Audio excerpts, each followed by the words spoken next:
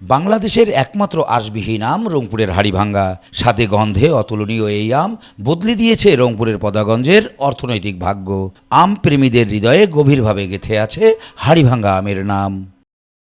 বাগানে বাগানে এখন আম পাড়ার পর বাছাই ও বিক্রির জন্য প্রস্তুতি নিয়ে ব্যস্ত বাগান মালিক ও ব্যবসায়ী। গাছের পরিচর্যা করতে অনেক ব্যয় হয়, সেই তুলনায় গত বছরের তুলনায় আমাদের এবারে আমের ফলন একটু কম।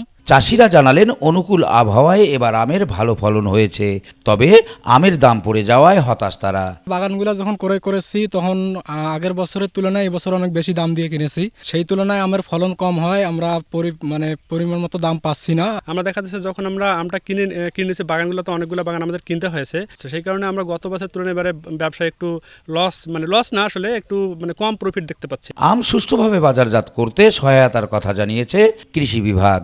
ফলন ভালো পাওয়া যাচ্ছে, আমের কোয়ালিটিও ভালো, বাজার মূল্যও ভালোই পাওয়া যাচ্ছে। তো আশা করছি কৃষক ভাইয়েরা লাভজনক হবে। এবার রংপুরে আম উৎপাদনের লক্ষ্যমাত্রা ধরা হয়েছে 30,000 মেট্রিক টন। রেজাউল ইসলাম বাবু, বৈশাখী সংবাদ, রংপুর।